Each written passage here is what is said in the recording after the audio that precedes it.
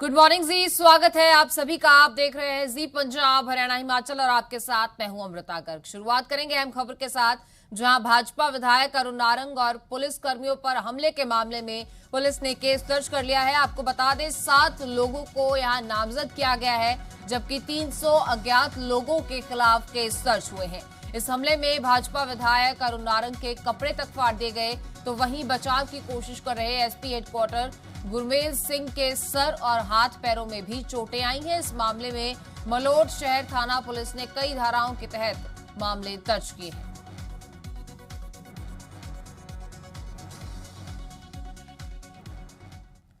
तो श्री मुक्तसर साहब के मलोट में भाजपा के अबोहर विधानसभा हलके से विधायक अरुण नारंग का किसानों ने हिंसक विरोध किया। यहां अरुण नारंग मलोट में भाजपा दफ्तर में प्रेस कॉन्फ्रेंस करने आ रहे थे और इसी से पहले किसान संगठनों ने भाजपा दफ्तर का घेराव कर दिया और इसके बाद भाजपा के खिलाफ नारेबाजी भी हुई। यहां अरुण नारंग पर काली स्याही भी फेंकी गई। इस दौरान अरुण नारंग के कपड़े तक फाड़ दिए गए। तनाव को देखते हुए पुलिस बल को तैनात किया गया, लेकिन भाजपा नेता को बचाया नहीं जा सका। तरुण चुग ने घटना के लिए सीएम कैप्टन को जिम्मेदार ठहराते हुए इस्तीफे की मांग की है, तो वहीं दीक्षण सूद ने इस घटना को लेकर राज्यपाल से शिकायत की बात कही। मैं कार तो उतरिया ਤੇ ਨਾਲ ਦੀ ਨਾਲ ਉਹਨਾਂ ਨੇ ਕੁੱਟਮਾਰ ਸ਼ੁਰੂ ਕਰਤੀ। ਨਾਲ ਦੇ ਉਤਰਦੇ 2 ਮਿੰਟ ਵੀ ਨਹੀਂ, ਕੋਈ ਗੱਲ ਨਹੀਂ, ਬਾਤ ਨਹੀਂ, ਕੁਝ ਨਹੀਂ, ਉਤਰਦੇ ਕੁੱਟਮਾਰ ਸ਼ੁਰੂ ਕਰਤੀ। ਅਸੀਂ ਇੱਕ ਨਾਲ ਦੁਕਾਨ ਸੀ ਉੱਥੇ ਚਲੇ ਗਏ, ਉੱਥੇ ਬੈਠੇ ਰਹੇ ਥੋੜੀ ਦੇਰ। ਪੁਲਿਸ ਦੇ 5-7 ਜਵਾਨ ਸੀਗੇ, ਜ਼ਿਆਦਾ ਨਹੀਂ ਸੀ। ਤੇ ਉਹ ਫੋਨ ਹੋਇਆ ਉੱਤੇ, ਫੋਨ ਕੀਤਾ ਜੀ ਇੱਥੇ ਜ਼ਿਆਦਾ, ਲੇਕਿਨ ਪੁਲਿਸ ਹੋਰ ਨਹੀਂ ਆਈ, ਜਦਕਿ ਪੁਲਿਸ ਨੂੰ ਆਉਣਾ ਚਾਹੀਦਾ ਸੀਗਾ। ਪੰਜਾਬ ਦੀ ਕੈਪਟਨ ਅਮਰਿੰਦਰ ਸਿੰਘ ਦੀ ਸਰਕਾਰ ਲਾਅ ਐਂਡ ਆਰਡਰ ਮੇਨਟੇਨ ਕਰਨ 'ਚ ਅਸਫਲ ਰਹੀ ਹੈ। ਅੱਜ ਪੰਜਾਬ ਦੇ ਅੰਦਰ ਭਾਰਤੀ ਜਨਤਾ ਪਾਰਟੀ ਦੇ ਵਿਧਾਇਕ ਅਰੁਣ ਨਾਰੰਗ ਤੇ ਜਿਹੜਾ ਕਾਤਲਾਨਾ ਹਮਲਾ ਕੀਤਾ ਗਿਆ, ਉਹਨੂੰ ਅਪਮਾਨਿਤ ਕਰਨ ਦੀ ਕੋਸ਼ਿਸ਼ ਕੀਤੀ ਗਈ, ਕਿਉਂਕਿ ਉਹ ਕੈਪਟਨ ਅਮਰਿੰਦਰ ਸਿੰਘ ਦੇ 4 ਸਾਲ ਦੀ ਰਜਵਾੜਾ ਸ਼ਾਹੀ ਦੀ ਸਰਕਾਰ ਕੋਲੋਂ ਹਿਸਾਬ ਮੰਗਣ ਗਿਆ ਸੀ। ਇਹ ਜੋ ਕੁਝ ਵੀ ਹੋ ਰਿਹਾ ਕਿਸਾਨ ਦੇ ਨਾਂ ਤੇ, ਇਹ ਕਿਸਾਨ ਦਾ ਅੰਦੋਲਨ ਖਰਾਬ ਕਰਨ ਲਈ ਹੋ ਰਿਹਾ ਹੈ ਔਰ ਆਪਣੀਆਂ ਰਾਜਨੀਤਿਕ ਰੋਟੀਆਂ ਸੇਕਣ ਲਈ ਹੋ ਰਿਹਾ ਹੈ। ਪੰਜਾਬ ਦੇ ਵਿੱਚ ਕਾਂਗਰਸ ਜਿਹੜੀ ਆ ਉਹ ਹਰ ਮੋਰਚੇ ਤੇ ਫੇਲ ਹੋ ਚੁੱਕੀ ਆ। ਹੁਣ ਉਹਨਾਂ ਨੂੰ ਬੀਜੇਪੀ ਹੀ ਸਭ ਤੋਂ ਵੱਡਾ ਖਤਰਾ ਦਿਖਦੀ ਆ। ਇਸ ਕਰਕੇ ਬੀਜੇਪੀ ਨੂੰ ਨਿਸ਼ਾਨਾ ਬਣਾ ਕੇ, ਬੀਜੇਪੀ ਦੇ ਲੀਡਰਾਂ ਨੂੰ ਨਿਸ਼ਾਨਾ ਬਣਾ ਕੇ ਉਹ ਸਾਰੇ ਉਹਨਾਂ ਦੇ ਪ੍ਰੋਗਰਾਮ ਭੰਗ ਕਰ ਰਹੀ ਆ। ਭਾਰਤੀ ਜਨਤਾ ਪਾਰਟੀ ਬਹੁਤ ਜਲਦੀ ਹੀ ਗਵਰਨਰ ਸਾਹਿਬ ਨੂੰ ਮਿਲ ਕੇ ਔਰ ਅਲੋਕਤੰਤਰਿਕ ਸਰਕਾਰ ਨੂੰ ਭੰਗ करने की मांग करेगी।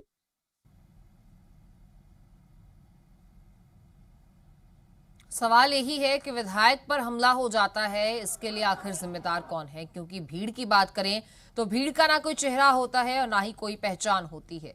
इस हमले के बाद हालांकि 7 लोगों पर मामला दर्ज कर लिया गया है और इसके अलावा अगर अज्ञात लोगों की बात करें तो 300 लोगों पर मामला दर्ज किया गया है। 2 तस्वीरें आपकी टीवी स्क्रीन पर, एक तरफ भाजपा विधायक पर किस तरह से हमला हुआ और किस तरह से ये स्थिति देखते ही देखते बिगड़ती चली गई, और दूसरी तरफ इस हमले में जो एसपी घायल हुए हैं उनकी तस्वीरें भी आप देख रहे हैं।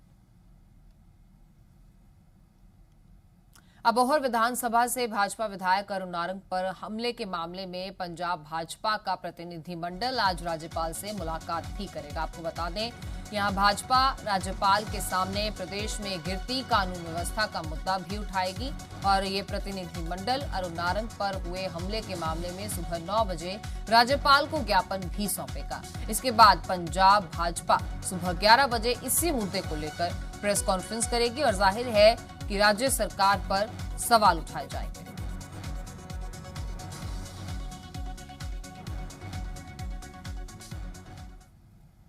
वहां शिरोमणि अकाली दल के अध्यक्ष सुखबीर सिंह बादल ने भी भाजपा विधायक अरुण नारंग पर हमले की जांच की मांग की है। सुखबीर बादल ने यहां कहा कि एक निर्वाचित प्रतिनिधि की गरिमा की रक्षा करने में विफल रहने पर जिम्मेदारी तय करने के लिए घटना की निष्पक्ष जांच होनी चाहिए। सुखबीर बादल ने कहा है कि पंजाब सरकार और पंजाब पुलिस कानून व्यवस्था को बनाए रखने में पूरी तरह से फेल रहे हैं। वहीं सुखबीर बादल ने किसानों से भी अपील की है कि वो हिंसा न करें, नहीं तो किसान आंदोलन कमजोर होगा। सुखबीर बादल ने केंद्र और राज्य सरकार से कृषि कानून को रद्द करने की दिशा में जल्द ठोस कदम उठाए जाने की भी मांग को दोहराया।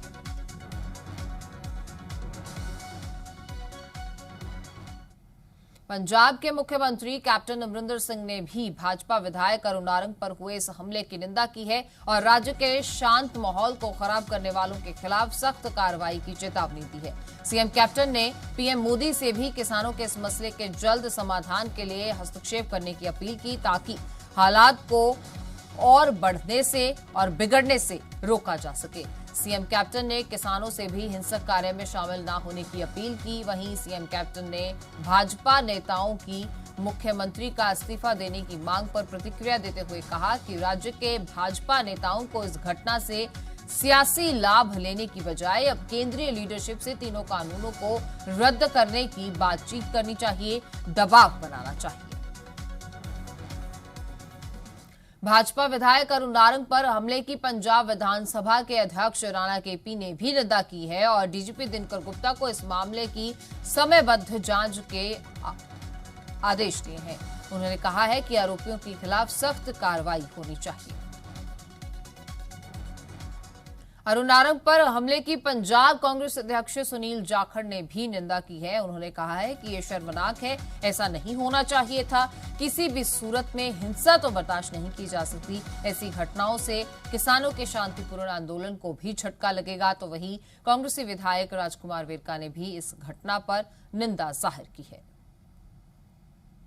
देखो, मैं समझना कि किसी भी व्यक्ति के ऊपर निजी हमला नहीं करना चाहिए और किसी ने भी कानून अपने हाथ दे विच नहीं लेना चाहिए और ना ही किसी ने कानून अपने हाथ च लैण दी इजाजत है। और मैं यदी निखेधी करना है, कांग्रेस पार्टी ये हमले की निखेधी करती है। तो लेकिन मैं समझना कि किसानों को जिस तरीके नाल प्रवोक किया जा रहा है, उसका कारण है कि किसान अज मजबूर होकर कानून अपने हाथ च ले रहे हैं। और अब बात शिरोमणि अकाली दल की करेंगे, जिनके वरिष्ठ नेता डॉक्टर दलजीत चीमा ने भी भाजपा विधायक अरुण नारंग पर हुए इस हमले की निंदा की है। और विरोध करने की भी हमेशा एक सीमा होती है।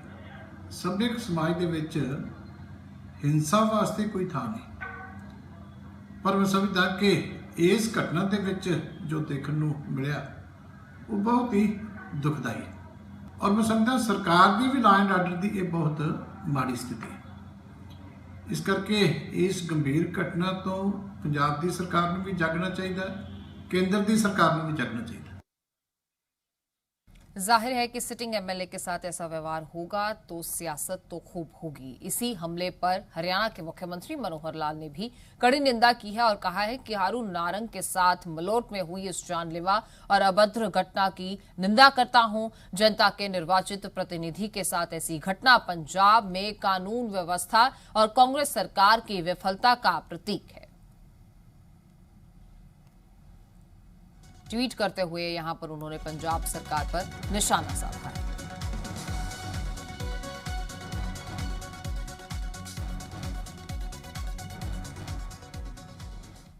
केंद्रीय वित्त राज्य मंत्री अनुराग ठाकुर ने भी पंजाब सरकार पर कृषि कानूनों को लेकर किसानों को गुमराह करने के आरोप एक बार फिर से लगाए हैं। कैप्टन सरकार पर किसानों का कर्ज माफ नहीं करने का आरोप लगाया गया है। अनुराग ठाकुर ने यहां केंद्र को किसानों का हितैषी बताया है और किसानों की आय दुगना करने का दावा किया है। लेकिन एक राज्य में वहां की सरकार भी किसान को गुमराह करने का काम करती है। कैप्टन अमरिंदर सिंह की सरकार कहती है कि हमारा मंडी टैक्स कम हो जाएगा, हमारी सड़कें बननी बंद हो जाएगी। अरे किसानों से टैक्स लेकर सड़कें बनाते हो।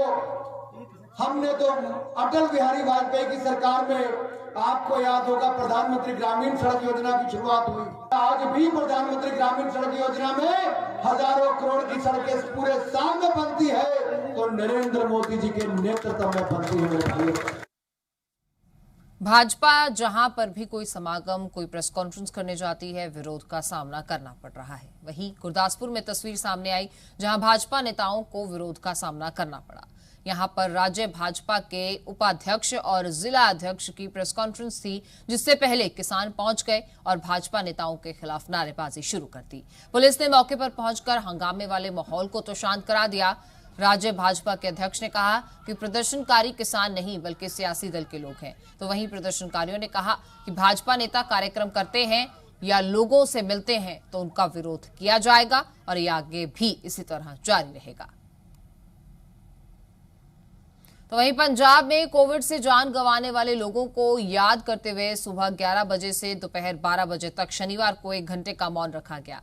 लेकिन इस दौरान राज्य के शिक्षा मंत्री विजेंद्र सिंगला ने कोविड मृतकों को श्रद्धांजलि देने की बजाय संगरूर में आरतियों के कार्यक्रम में शिरकत कर दी। जिसके बाद जब उनसे सवाल किया गया, शिक्षा मंत्री ने आरती एसोसिएशन के नुमाइंदों को बधाई दी और जब सवाल ये पूछा गया तो सरकार की उपलब्धियां गिनवाते नजर आए।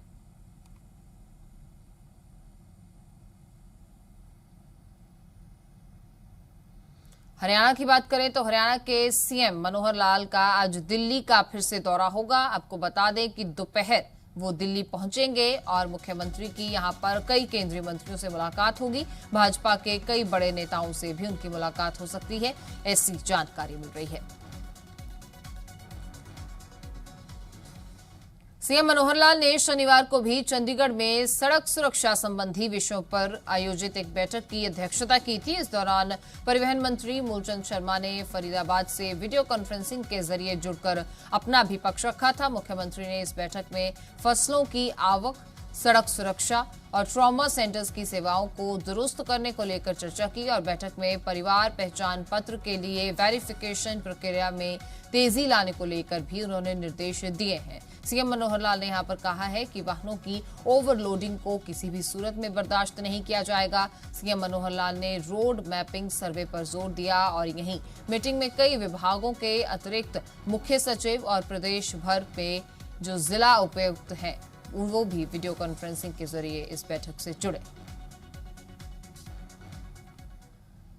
हिसार की बात करते हैं। हिसार में टीजीटी और पीजीटी पात्र अध्यापक संगठन के प्रदेश अध्यक्ष सुरजीत लवर्स ने पिछली कांग्रेस सरकार को निशाने पर लिया। उन्होंने कहा कि हरियाणा राज्य में टीजीटी इंग्लिश पदों की पहली भर्ती को रद्द करवाने में कांग्रेस की बड़ी साजिश रही है। कांग्रेस के इशारे पर अयोग्य उम्मीदवारों ने हाईकोर्ट में केस लगातार भर्ती को लेकर लंबे समय तक उलझाए रखा, जिसके परिणाम स्वरूप सरकार को भर्ती रद्द करने का फैसला लेना पड़ा। और इसमें कुछ अहम तथ्य बताते हुए उन्होंने कहा कि भर्ती पर चल रहे केस एलपीए 1861/2018 में मुख्य याचिकाकर्ताओं निधि शर्मा के पति और वकील हर्ष भार्गव रोहतक से कांग्रेस के पूर्व सांसद दीपेंद्र हुड्डा के कट्टर समर्थक हैं। साथ ही सीएम से रद्द किए गए नोटिस को वापस लेने की भी मांग उन्होंने की।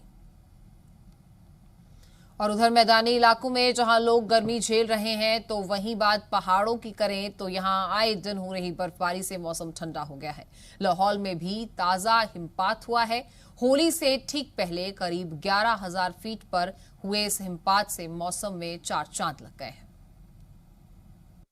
हम इस वक्त हिमाचल प्रदेश के लाहौल स्पीति के लाहौल इलाके में हैं और 11,000 फीट की ऊंचाई पर स्टिंगरी में नज़ारा इतना खूबसूरत है क्योंकि थोड़ी देर पहले ही बर्फबारी जो है यहाँ पर थमी है, लेकिन तस्वीर पूरी तरीके से बदल चुकी है।